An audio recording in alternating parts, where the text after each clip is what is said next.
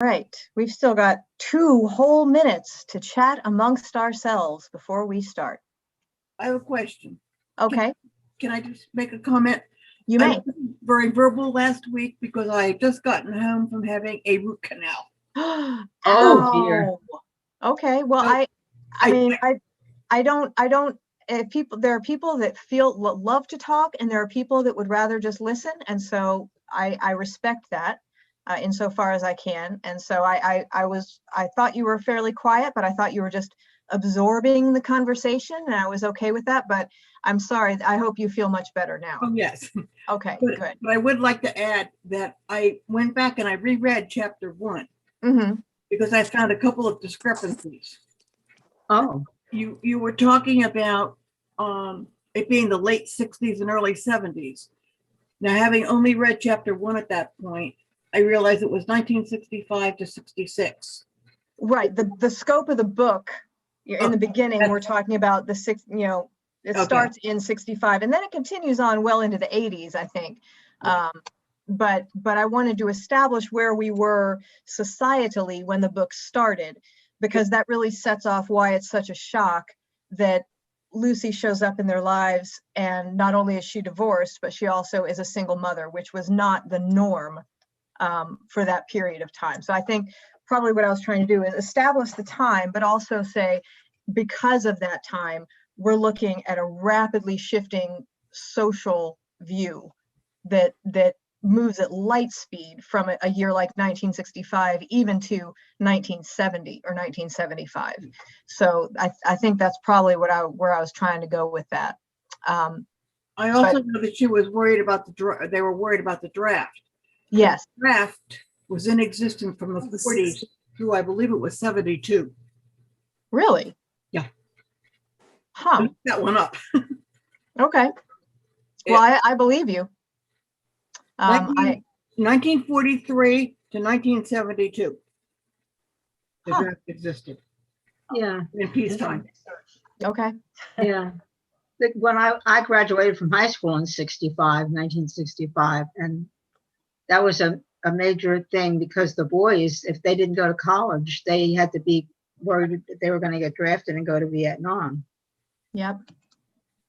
Which for some amounted to, depending on where you ended up and what specialization the military put you in, that amounted to a death sentence for a lot of people. Yeah, we lost three of the boys that graduated with me. Oh my goodness. I had no idea. Yeah, I can't imagine living in such a time. But as you just pointed out, almost 20 years of automatic draft if you weren't in school. That's something that a lot of people have experienced. So it is 7:01, and so we are live on Zoom and on Facebook and on YouTube. I'm so glad that all of you are here to join us for our discussion, our continuing discussion of the book Saint Maybe by Anne Tyler. We finished up chapter 1 last week, and we did get cut off a little early, but I think we were pretty much through discussing the nuts and bolts of chapter 1, so we can go ahead and move on to chapter 2. And I keep thinking, as I reread, I keep thinking of what Don said last week about how we're being shown and not told what is going on with this family. And I think chapter 2 is a really beautifully written example of how Anne Tyler is able to pull that off. What are our first impressions of chapter 2? First of all, who's it about? What are we dealing with here? Basically, Lucy. Yeah, we're dealing with Lucy. A whole lot. And Agatha. And Agatha, the oldest girl.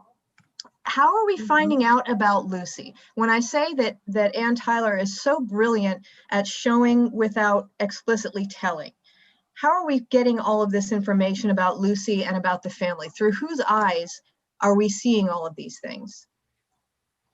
I think a lot of it comes from Agatha and her remembrance of coming from her home and having other people in her life, and what occurs with her mother later on in the chapter. And Don, what were you going to say? Usually it's the thoughts of the children and their observations of what the mother is doing, which reveals who the mother is really, I think, to me. How do we feel about Lucy after reading this chapter?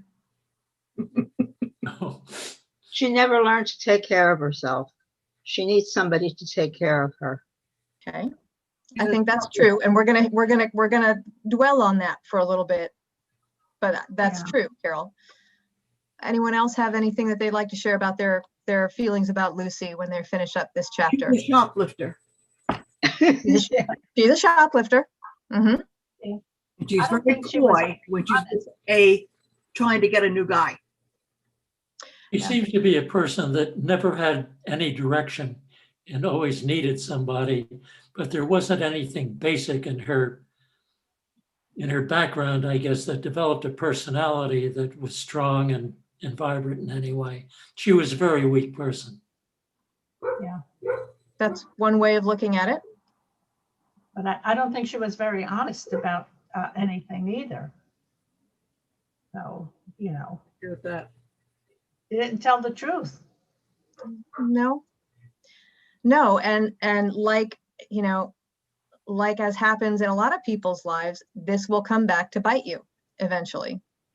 When you can't tell the truth to other people, a lot of times that means you're not very good at telling the truth for yourself. And that is a very painful thing when you realize all of your own lies have caught up to you, not just the people to whom you have lied. That's a very difficult thing to come to terms with. And it doesn't seem like Lucy is handling the honest, you know, any of this honesty, any of this truth telling and the lie telling coming back on her. But I want us to open our hearts to her a little bit, because the first thing that Carol said is that she's not very good at taking care of herself. Well, knowing what we know through the eyes of her own children, what do we know about Lucy, and maybe a little bit about her life before she even had kids? Where were they living before she met Danny? Cheyenne, Wyoming. No, that's where her ex-husband lives. She was living with him in a trailer. Right. And In then Maryland. East somehow.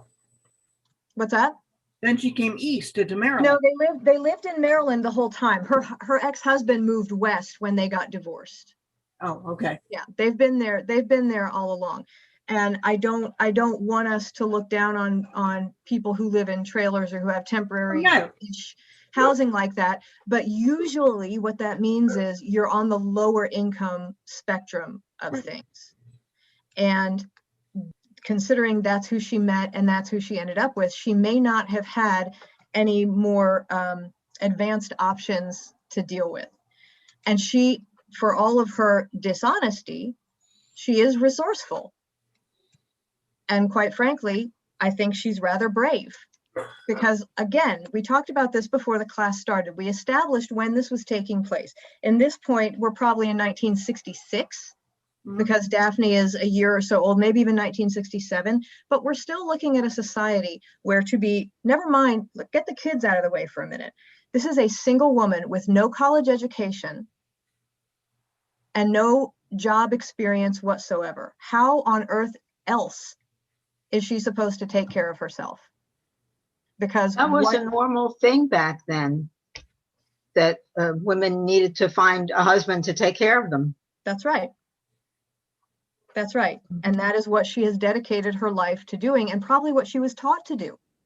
If you don't have somebody to take care of you, especially if her parents or her family of origin was telling her things like, we can't afford to send you to college, so you've got to find a man. That was not uncommon. Quite frankly, it's still not all that uncommon. No, I'm serious. There is still a pretty vast expectation of, for most people, you live your life up to a certain point, you meet somebody, you get married.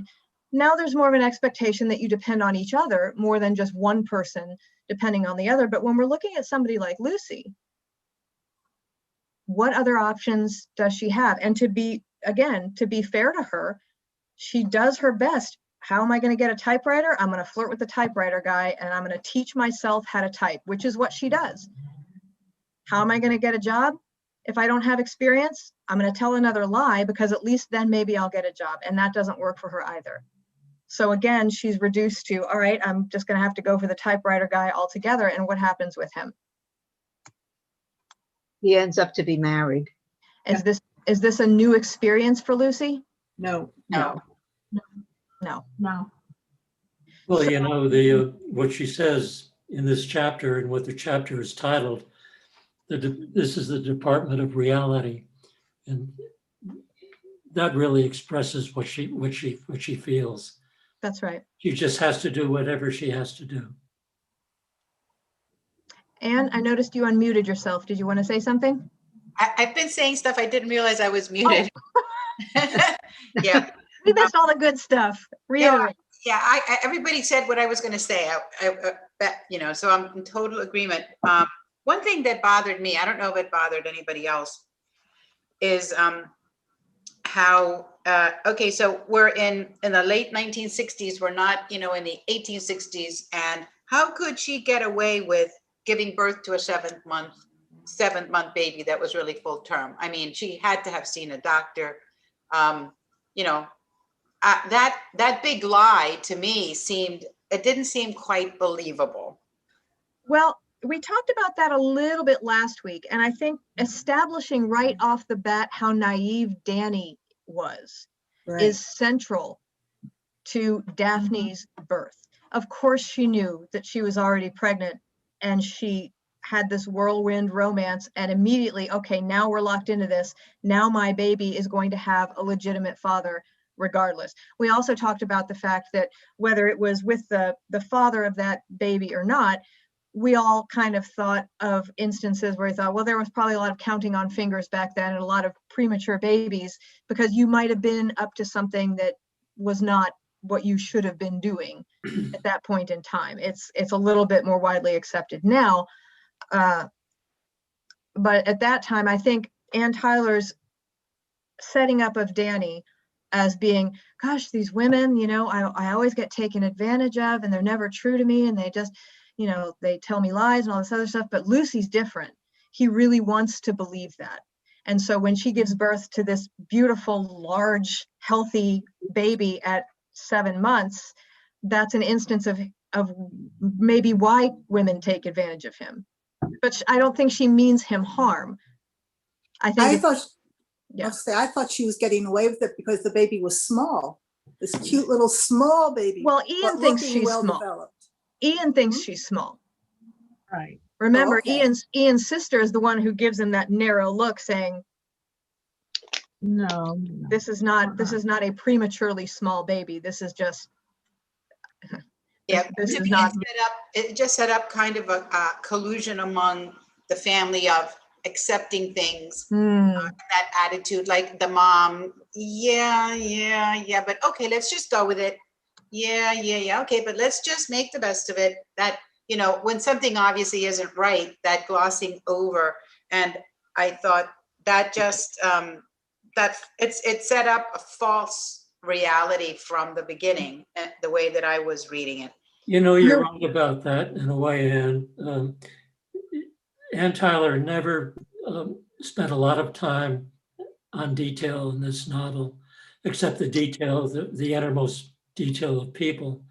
Her novel almost reads to me like a series of short stories going forward. And she skips a lot of the stuff that you normally find in a novel that builds on itself all the way through. Just my impression. Couple of things, Anne, that I want to ask here. First of all, again, what is the family's alternative? Do you call somebody out like that? This kind of comes back to what we discussed last week, which is, at what point do you decide, okay, I know the truth, I can tell the truth to this person. Are they going to accept it? Is it going to help anything about this situation? Is it just going to make me feel better?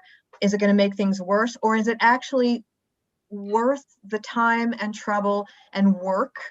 Because sometimes telling the truth then requires later work on behalf of all the people involved to solve whatever comes up out of that. So what what would you have had them do? Say, well, we know that this is not your baby, Danny, because that's kind of what Ian does. If you remember, when they're in the, I guess it was the first chapter, when they're in the kitchen putting the candles on the father's birthday cake, Yes. Ian approaches the subject with Claudia and says, you know, that this is not a premature baby and should we tell Danny? And Claudia says, no, just, you know, sometimes people have arrangements, just. Right. Yeah. Mhm. And that's a good point too. You never know what's going on between two people, except for those two people. You Right. never, He could have never known. He could have seen this girl. She could have told him, you know, she was in trouble, right. which is what Turns they out he called it. didn't know. And you know, he could have known. He might have known, and decided to marry her and make her an honest woman. Right. This is why I think this is a great book, because it makes us think about all these things. And I am not against telling the truth. I want that to be clear. I think that, you know, Yeah, a priest should be in favor of that. kind of fan, right? But there are ways of navigating amongst relationships where you have to be very careful, because you don't know what goes on between two people. You never know unless you're one of them, right? Mhm. And also, that's just not their nature. Knowing what we know about the Bedloe family, it would be very out of character for one of them at this point. It would be very out of character for one of them to call the other out. Now, part of the story that unfolds over the course of the book really is about Ian learning what truth means and what bravery means, in terms of, I know what the truth is, but how do I navigate things in ways that encourage other people and help other people, while living into the truth without being harsh with other people, or without disturbing what a good family might be. It's a very difficult topic. You're right. The whole thing is dishonest right from the very start on Lucy's part, for sure. But what good would it have done? I think it would have done a lot of good, because what usually happens is that people do know at some level the truth, and the more it's buried, the more explosive it is when it is revealed. It's And going to get so pretty explosive, that's for it sure. was, and it results in tragedy. Yes, So it does. you can have a small tragedy when you face the truth, but at least you have hopefully a group of goodwill people to support you and help understand that truth. That's right. And it might have, prevented a lot of the subterfuge, because Lucy continues and doing things that she doesn't explain, having behaviors that she doesn't explain. And so that it's just a fuse, it's lit, and then it just explodes, in the novel. So you're just putting off something, and by putting it off, you're putting it on a path of great danger, like, landmines that you're just trying to navigate through. And I definitely think she did a very good job, the author, of doing that. And what you said about, you do or don't think that. I do. I think she depicted that beautifully. How, like you said, everybody has their own motivation. So Danny had a motivation, and part of the motivation was that she was very beautiful. She was very cute. She had a tiny waist. She was just so physical. And she took care of him. She does all these things. She makes candlesticks out of apples. She cooks dinner for me every night. She takes care of the children. You should see how well she has her house set up. She's so brave. She's so strong. He admires her. And to some degree, I kind of admire her too. She's a fighter until she can't fight anymore. She is a tragedy. She as a person is a tragedy, because she is smart and she is resourceful and she is intelligent, but she has had nothing, absolutely nothing in her life to encourage or grow any of the gifts that she has. And we all know people like that. We all know tragedies of people who got no encouragement in their lives, and maybe later on in life were able to blossom into something, but sometimes just implode because they don't have any of the support and encouragement to develop what they have going for them. And, you know, she is white knuckling her way through life altogether. And we'll see later on in the book that has been her life. We learn more about her later on. And it holds true. She's never had it easy. And so to be thrust into a position in the year 1966, 1967, with no job, no education, and 3 small children, what else is she going to do? It's a hard book. The more I read it, the more my heart aches for all of them. And it gets better, but not easier, for sure. So who's Mr. Belling, do we think? Good question. We don't hear much about him. We hear he kind of flits into their lives, but he has some character that might give us a little insight on who he really is and why he's mentioned at all. Who do we think he is? I think he's the father of the child, What makes you think that? because she says that they come into her life and then leave her and go back to their wives. What else? He was always there. The kids didn't like him. Agatha didn't He like him. gave them money to go and buy candy and told them to stay away as long as they wanted. That's right. What else? He had gold rings. Color are his eyes? Green. No. Ooh, I don't remember. Where does it talk about his eyes? So it says his 2 fat diamond rings and his puckered eyes, the color of new dungarees. What are dungarees? blue. Blue. When Oh, Daphne's got blue eyes.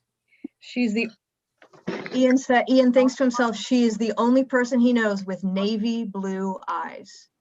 So she kind of drops that in the first chapter, and then she just sort of drops the color of Mr. Belling's eyes, which are the color of blue jeans, which is very dark blue. And that just kind of like, when I read it the first time, I didn't think much of it. And then when I reread it, I thought, wait a minute. Somebody else in this book has very dark blue eyes. You know, just these things. And it's never said outright. But again, the second chapter, written from the perspective of the kids, opens out all of these other things for us. When they're taking their walk to the typewriter place, I just love, now the first part of the chapter breaks my heart, where they're trying to take care of Daphne.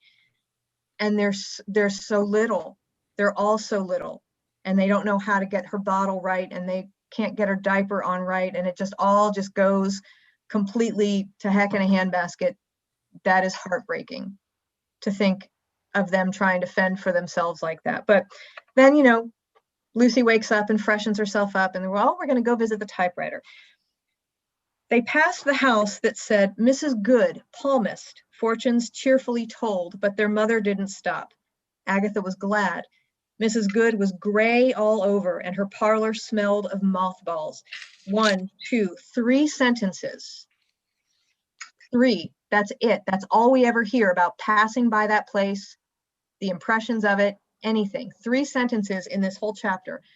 What do those 3 sentences tell us about Lucy? What does it tell? If Agatha is thinking this, first of all, what's happened in the past anyway? Her mother's gone there. Yeah, that's right. So what does that tell us about Lucy? She's desperate. She's desperate. She wants to know what's going to happen.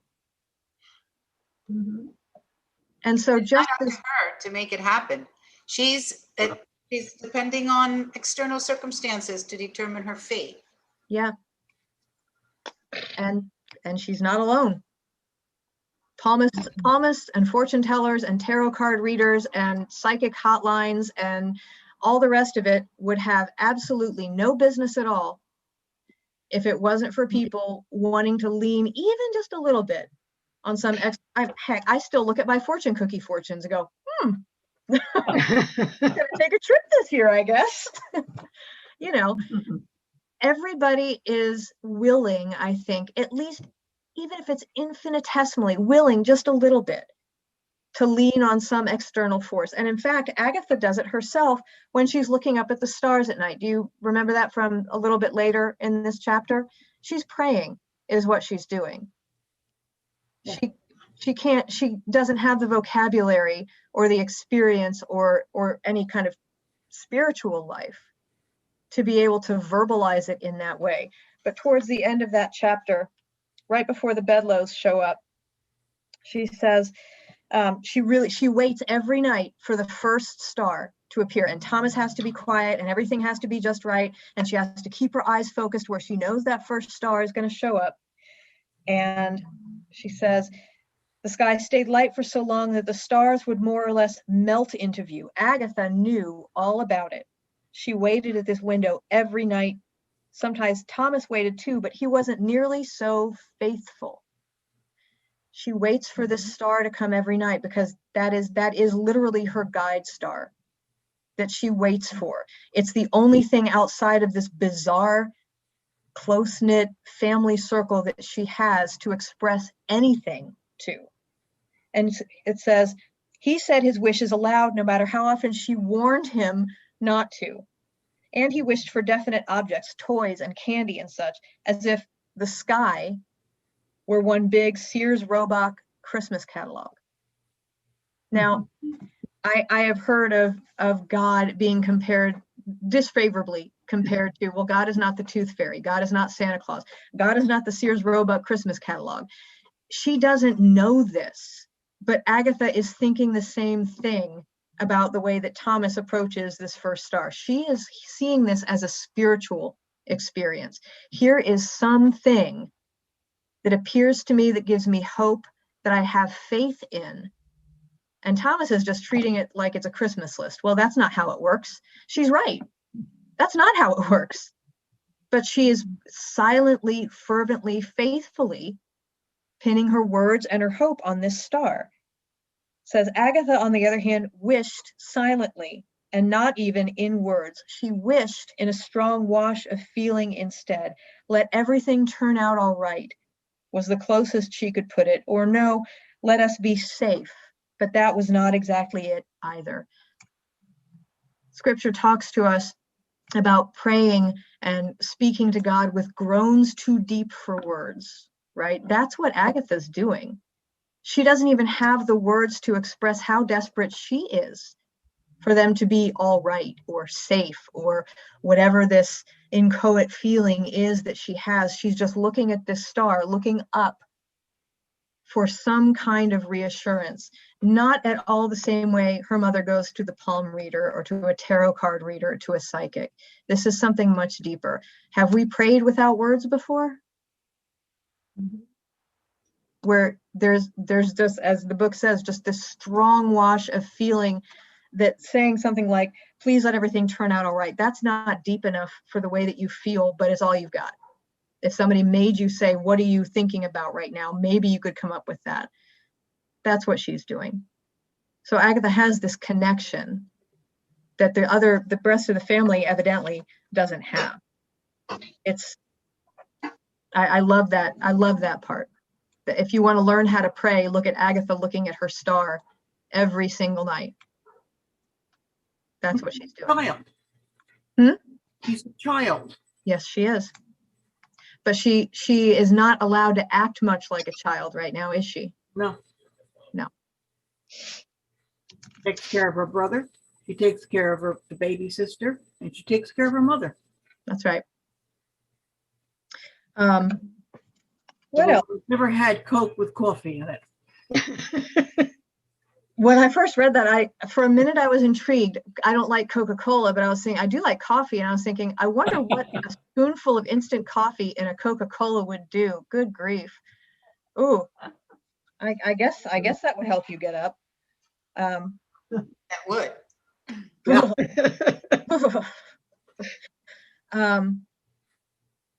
So this is going to affect, obviously, I think we all know of families where they've had difficult childhoods. Agatha and Thomas are having a difficult childhood, just in case you didn't pick up on that yet. Daphne is too. because those first few months, I mean, she actually had two parents the first few months of her life. She had a bonded family, which is very, very important. But in these years, as she's getting into toddlerhood, it's very helter-skelter for her. She has her sister and her brother. Occasionally, you know, she's not abused and she's not completely neglected. Grandma Bedlow and Ian come by on a fairly regular basis, and her mother wakes up with her Coke and coffee enough to manage the rudiments of parenting. But they're not going to escape this without some scars, right? And one of the things that breaks my heart about this, and the way she writes about just the subtlety, she doesn't go into how they're feeling deeply, but we know how they're feeling by the way that she writes. They're talking about how impatient her mother gets, and Don, this is where her mother says to Agatha, we're in the department of reality now, because they haven't been before, quite frankly. Agatha hated hearing that. She would cover her ears like Thomas, but when she took her hands away, her mother would still be talking. You think I like having you with me every single second? Think I wouldn't rather just leave on my own anytime I get the notion? Their mother loved them, but they kept trying to make her not love them. That was what she told them. You want me to walk out on you, she told them, but I refused to do it. Whenever she said that, Thomas would take hold of some little part of her clothing down near the hemline where she didn't notice. Where just that whole, that's one of the most beautifully, poignantly written things I have ever read. And she doesn't know what she's saying to them. She is in this, her own world. She's now I will give you this, she is incredibly self-centered. She is not very good at looking at needs beyond her own. And she doesn't know what she's saying to them and how she's damaging them when she says it. But the fact that Thomas will take hold of her clothing in a place where she won't even notice and get mad at him for doing it. Lord have mercy. It's really, it's a rich picture painted in just a few brush strokes. And I don't know how somebody writes like that. I just think she's amazing. What do we think about long-term repercussions when children are raised, or as the case may be, not raised in a situation like this? What have we seen before? I'm eager to hear from our teachers and our educators, because I know that all of you have seen people like that.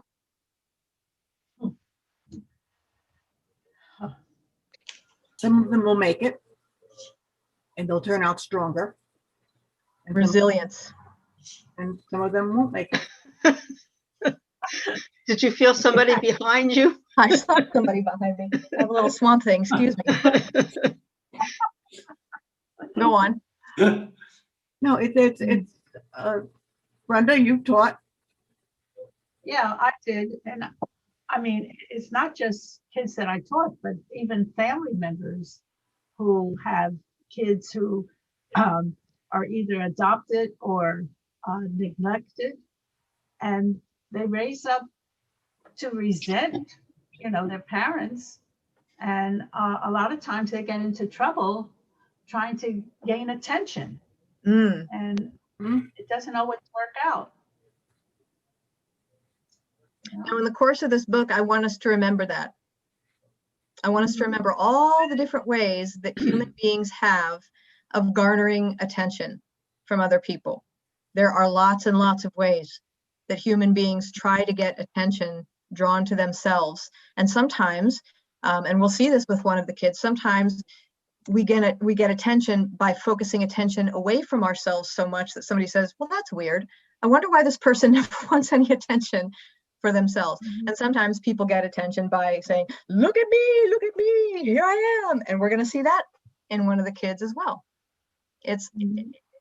She knows a lot about human nature, and I don't know whether it's because she's just very canny about that or whether she studied it.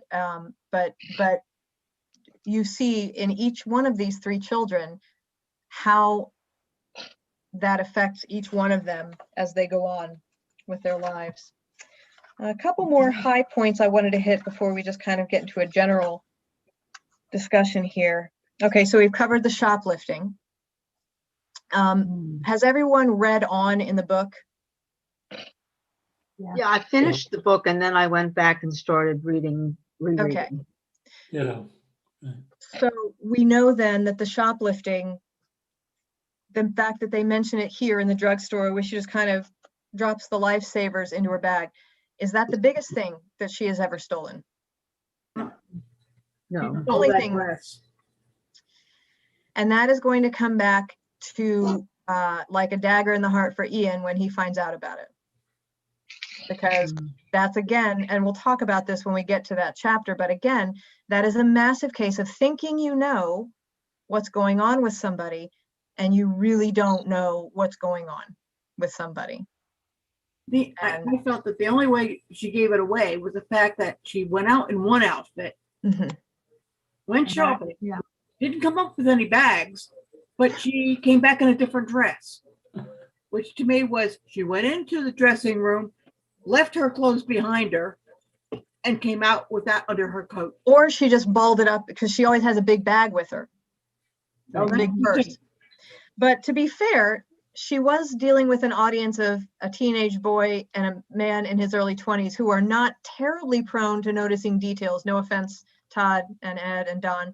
But sometimes our most well-intentioned males don't necessarily notice when we leave the house wearing one thing and come back wearing another. Just saying. Did you get your hair cut? Yes, 3 weeks ago. Oh, Just sure.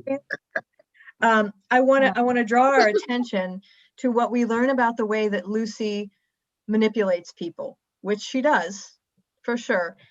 When she's done shoplifting, she's in this drugstore, and the pharmacist is kind of coming on to Lucy a little bit. Oh, hot enough for you out there? Thomas and Agatha smiled up at him, remembering to look attractive. Thomas not sucking his thumb, Agatha not letting her mouth flop open, but their mother said, mm-hmm, and wheeled the stroller on without a glance. You never could be sure with her who you had to be nice to and who you didn't. Who should we be nice to? Men with money. What's that? Men with money. Available, attractive. Available men. And she thinks that Mr. Rumford at the typing place, he's not necessarily, a lady killer attractive, but he's good enough. Yeah. He, along with his father, own that store. Pharmacist just works at that drugstore. He's got no power.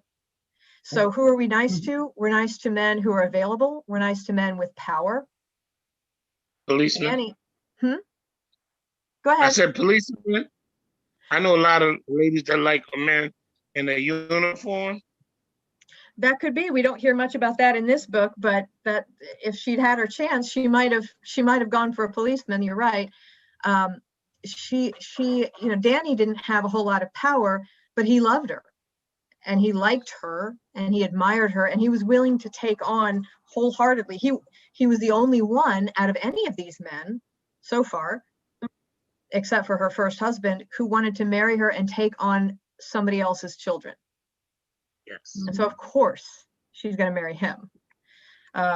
But she picks and chooses where her energy goes. And if you can't do anything for her, then you just get the stroller wheeled right past you and out you go. Do we know people like that? I don't have any use for you. Are you going to be able to do anything for me? Okay, well, see you never. Right? It does happen.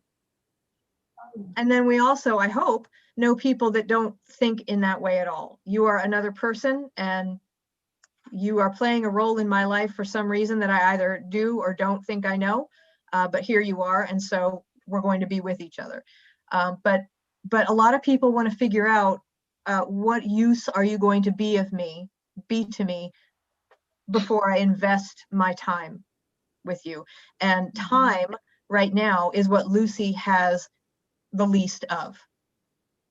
She's got rent to pay, she's got food to buy, she's got kids to take care of, she has no job, she has no time right now, and probably ever, for people who are not going to be of some concrete practical use to her. Now, I have a question about her situation. To me, it seemed a little unrealistic, again, a little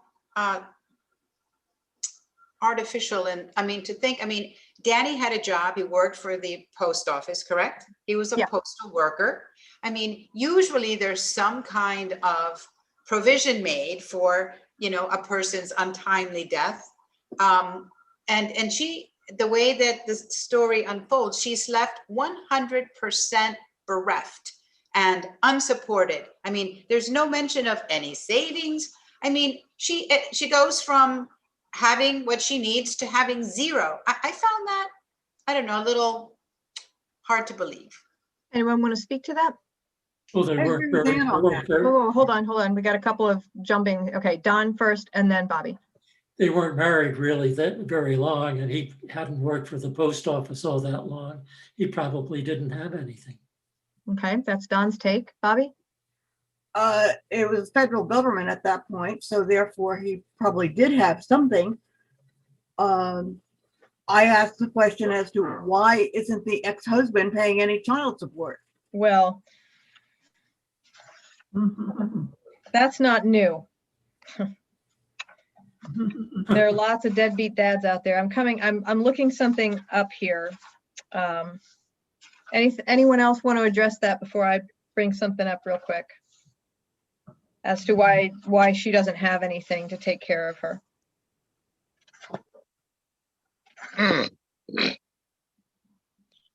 Wow. I'm looking for this one particular little note here.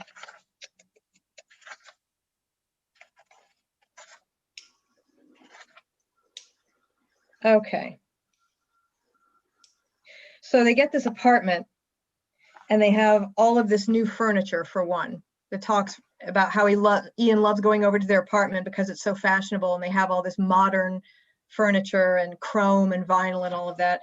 And they also have 3 children. And I think most of you know better than I do how much children will soak up your budget. And they're getting some help from the Bedlows. I mean, Grandma B. Bedlow comes over with food and cake and, watches the kids when Lucy needs her to. I don't know enough about the economics of the mid to late 60s and he was too young for life insurance. I believe that's mentioned somewhere in the book, but I don't remember for sure. I might be making that up. But he is in his 20s. He doesn't have life savings, and he has not had, as Don pointed out, has not had this job for very long. Lucy hasn't worked at all. No, that's right. She was a waitress. That's right. Could have been a waitress again. If she could have somebody watch the kids.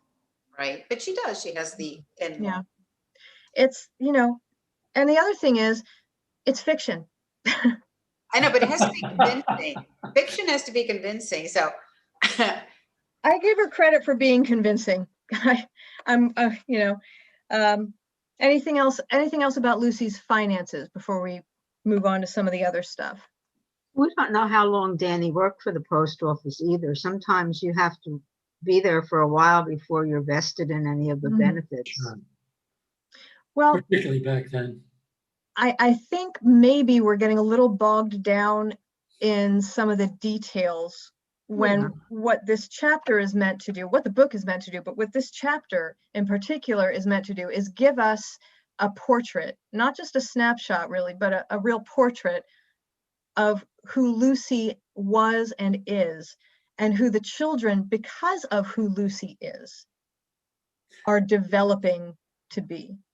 I'm glad you said that. Whatever brought her to the situation where she is nearly destitute and really on her uppers and desperately trying to find some source of support, no matter how or what, whatever details have brought her to that point, she's there.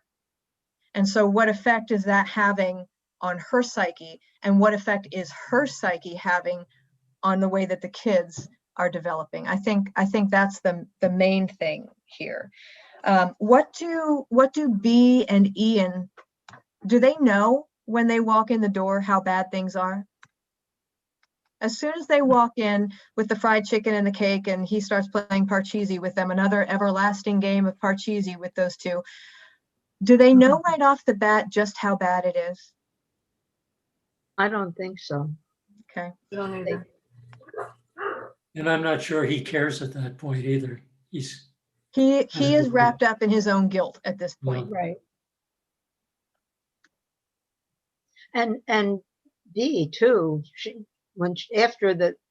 after she goes and finds what she finds there, that the kids are really in a bad way,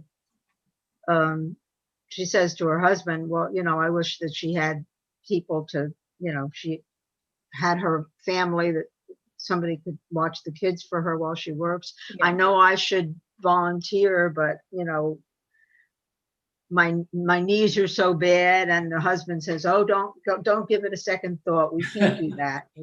Right. Well, that's a hefty undertaking. Yeah. And I think of this book from time to time. I have started developing arthritis in just one finger. It would be this one, wouldn't it? But I've started developing arthritis just in one finger. And when it flares up, Yep. I don't mean to complain. I'm trying to use this as an illustrative point. My whole hand hurts. So when I think, if this one little joint makes my whole hand feel like this, imagine having arthritis in all of your joints and how much that would wear you out. Does anyone here have arthritis? Yeah. Okay. Anybody over 60, I'd say. It really hurts. Yeah, it does. It really hurts. So can you imagine all of you if any of you suffer from it, can you imagine? Well, Anne Getz, you don't have to imagine. You were chasing after 2 small children all winter and spring. And I bet there were days when you were really grateful to lie down and get some rest. Very hard. Very much fun. And you love them, and you were there when they were born, both of them, and you're the abuela, and they love you. So this is someone who already feels a little bit separated from these children, and partly because Lucy separates herself. She wants the help of the Bedloes, but she does not want them to get involved in her life. And that becomes crystal clear when the rubber really hits the road. Agatha is trying to explain to Bea and to Ian, we could all come live with you. You could take us. And she says, maybe you could bring us all to your house, Mama too. And Ian is playing his game. He moves the man, he reaches towards him. Nobody's really paying attention to what Agatha says. And then she says, if you wrap her in a blanket, she can walk pretty good. Stir coffee into her Coca-Cola and make her drink it, and then hold her hand. She can walk anywhere you want her to. And everybody, it's like that record scratch noise that you hear in movies and TV shows sometimes, where everybody's like, whoa, whoa, whoa. They're saying that their mother goes into some bizarre catatonic state from the pills that she's taking, and you can wrap her up and walk her somewhere like a mannequin. Now, at some point during this evening, Lucy has woken up, and right in the nick of time, comes into the room wearing her fancy kimono, not just her old bathrobe, but her hair is like, oh my goodness, well, here I was just napping in the evening because it's been such a hot day. Everything's fine. Right. Don't you worry about a thing. Thanks for the chicken. Bye. Right. So she's not ungrateful for the help that is provided.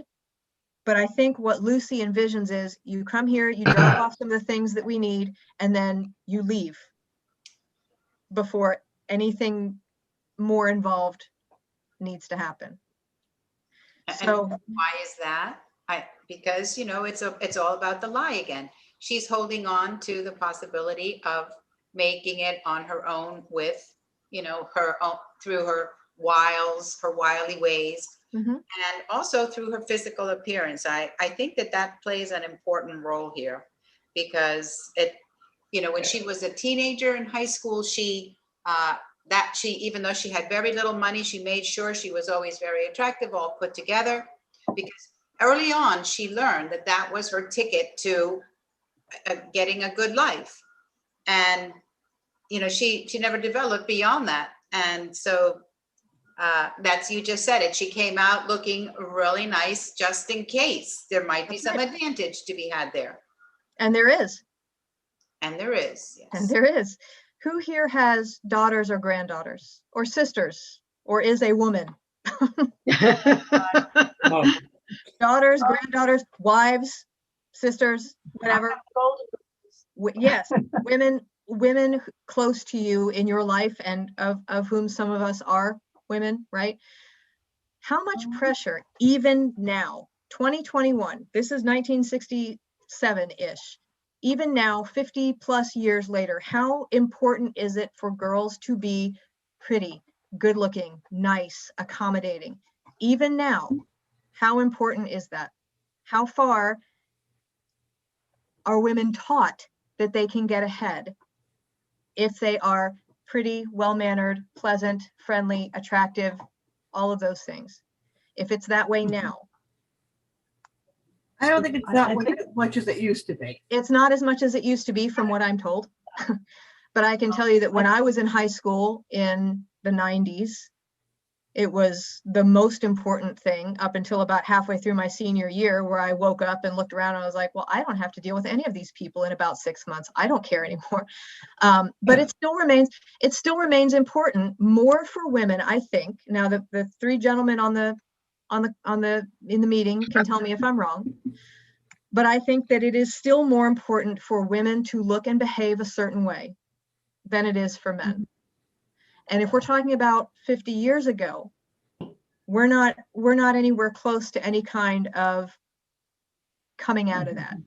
We're still pretty deeply within that. So if Lucy is pretty, and she is, and if she has been taught her whole life, this is what you've got going for you, honey, this is what you have, it's all you have, then she's going to lean on that pretty hard. Remember how she reacts when B very casually mentions that Claudia is breastfeeding her child, and how handy it is not to have to pay for that? What's Lucy's reaction to that? Oh, you can't do that. You can't get all baggy and saggy. That's exactly what she says. Wow. Yeah. And B is very tired. Oh, sorry, didn't mean to poke the bear on that one. Right? It's very intense for Lucy because that is all she has. And it's very likely that she was taught to think that way. A lot of people were and are taught to think that way. In some ways, it's worse now. What's that? In some ways, it's worse now for the young girls. I have adult girls, but I got nothing but nieces. And the stuff that they go through, like $700 to get their hair done, you know, it's ridiculous stuff that we see. I mean, we had designers. What was the one with the jeans? Jordache jeans, $20. Brenda, did you have a pair of those Jordache jeans way back in the No. day? No.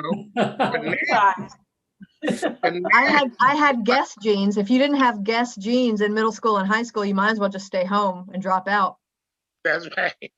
That's right. Exactly. But now they got jeans.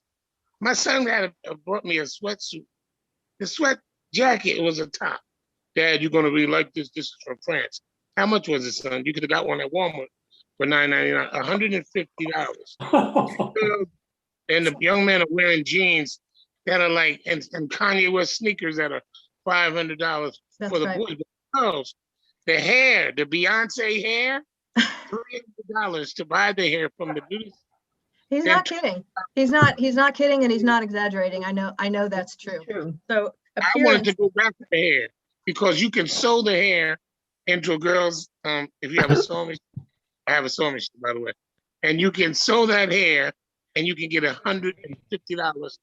I got to go back for hair, Reverend Suzanne. I got to go back. I mean, the money that they spend on hair and makeup, you know? Yep. I said enough. I got a lot of girls. It's funny, when I was a little girl, my mother for Christmas one year really wanted designer jeans, and I didn't know what that meant, but we went shopping. My sisters and I went shopping with my dad so he could pick out a pair of designer jeans for her. And I kept pulling out all the jeans that had the embroidery on the pockets because I thought that's what that meant, because it had a design on it. So I thought that was the designer jean. Until my sister, you're so dumb. That's not a designer jean. So I don't think all girls are like that. no. I know because I think a lot of them are intelligent, and they use their intelligence more than their beauty. And when I was in high school, I didn't think I was beautiful or anything. Other people might have thought that, but I just was normal, so that didn't affect me. Yeah. Again, I think this So has a lot to do. I gotta cut you off, Brenda. Reverend Susanna, have you ever seen a picture of Brenda Jackson in her high school? Absolutely, I have, and she is beautiful. She was, and she is. So I'm not listening to what Brenda says about how she was in high school. But no, I I think went to high school in the 60s, and it was a factor, of course. You're not gonna, and it still is. It always will be a factor. But I don't think myself and my group of friends put all our eggs in that one No, basket. you didn't. No. But I But will I tell don't you, think anybody did it to that extreme. What you're saying not. is true. but this is But a she was fictional work. And she didn't, and to think, we never counted on that as, our way. If it helped, that was a perk, but that wasn't, everybody was striving to. I was raised by somebody who thought nearly as much about depending that much on how she looked rather than who she was for, going on 47 years of my life. It happens. It does. And I know. the other thing to consider here is knowing what we know about Lucy. How much do you think she was encouraged to do well in school and to emphasize her intellectual get? She is smart. She knows she's smart. She wouldn't have taken the typewriter and tried to teach herself and succeeded to type in one night and called every place that was hiring. If she didn't have a glimmer at least of the fact that she was capable and intelligent, she wouldn't have even tried. But she did. And that's part of the heartbreak of it too, is that she knows there is more to her, but she doesn't know how to access it. Right. And because of that, she self-destructs. I think that's part of the worst thing about it, is she's not completely oblivious. She knows just enough about what she has to offer and not enough about how to make it work for her rather than making other people work for her. And that's very hard. That's very hard when you look at somebody's massive potential and they just have a little idea of it but don't know how to follow through with it. And again, those of you who have ever worked as educators have seen that happen, I think, with students, where you think, God, you are so much more capable than you think you are. Why can't you just push a little harder to get to what could really open up for you? That's a heartbreak for teachers. I know that. And this is part of what we're seeing with Lucy. So to finish up kind of this chapter, one thing I wanted to ask everybody is, what fairy tale does Thomas always ask for when Agatha is trying to get him to calm down and go to sleep? Hansel and Gretel. Hansel and Gretel. Everybody knows that fairy tale, right? Why do you think Thomas wants to hear that one, other than the fact he likes rhymes? But that tells us something too. What do rhymes signify? And we hear about this in other ways in the chapter as well. What is it that Thomas and Agatha both like? Thomas, it takes form in rhymes, but all of them, the routines of their day, they like patterns. They like predictability, because they live in a world and in a life where there is very little predictability and very few patterns. So they cling to the ones they have. Rhymes are soothing. Why do you think so many children's stories and Mother Goose, why are they all rhyming? It's a teaching mechanism, sure, but it's also something that provides a pattern and stability and boundaries. You can't have this word if you don't have the one at the end of the line that rhymes with it, that goes along with it. And I don't have children of my own, but I have heard my whole life that what children need and love and want is not complete freedom, in fact, but boundaries and predictability and strength and stability and all of that. So rhyming is one of those things that Thomas comes back to. Nibble, nibble like a mouse. Who is nibbling on my house? So why do you think, other than that he likes Hansel and Gretel so much, other than the fact that it's a rhyming story in some places? It has a happy ending. They Eventually. find a way. Yeah. Fairy tales, you got to get through the grue before you get to the good stuff. That's for sure. And they're better than they used to be, if you can believe that. What else about Hansel and Gretel, though? What happens in the beginning of the story? They're walking in the woods and they're leaving crumbs. But how did they get to the Yeah. woods by themselves in the first place? They're abandoned. They're abandoned. Yeah. And so the story provides Homer's children with a solution to that tragedy. Mhm. The way she puts these things together is really just stunning to me. Mhm. It seems like such a little detail. Oh, he likes a fairy tale. Well, okay, what kid doesn't? But when we sit here and think about the patterns of that story, and just like Anne said, these are two children, a brother and a sister. Daphne is too little to really be part of their story just yet. And honestly, she's a responsibility for them more than just a sibling at this point. A brother and a sister lost in the tall trees all by themselves because they were left there. It's not an accident.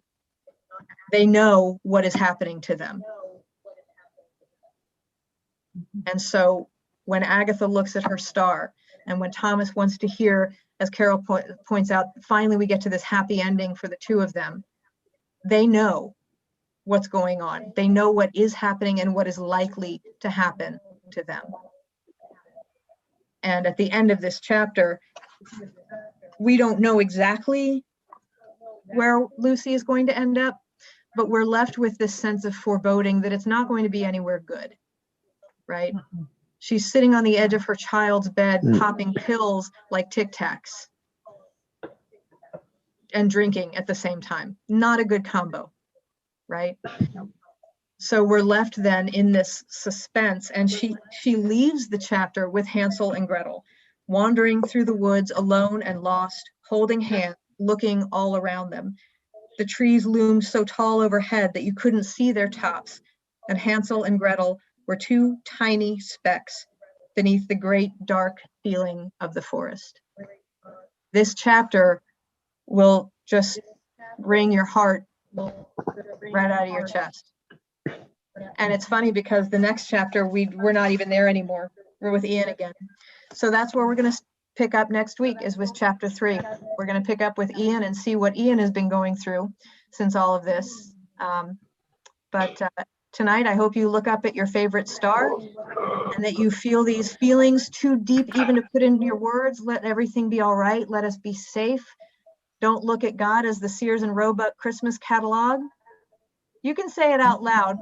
You can say your hopes and dreams and prayers and wishes out loud. You don't have to be quite as censorious as Agatha. But I hope you feel that same tender, intense wash of feeling when you think of wherever your God manifests God's self to you. And for the week to come and for the days to come, may you be blessed in all that you do. I hopefully will see some of you Sunday and some of you the rest of the week, and certainly a week from tonight. Have a great night, everybody.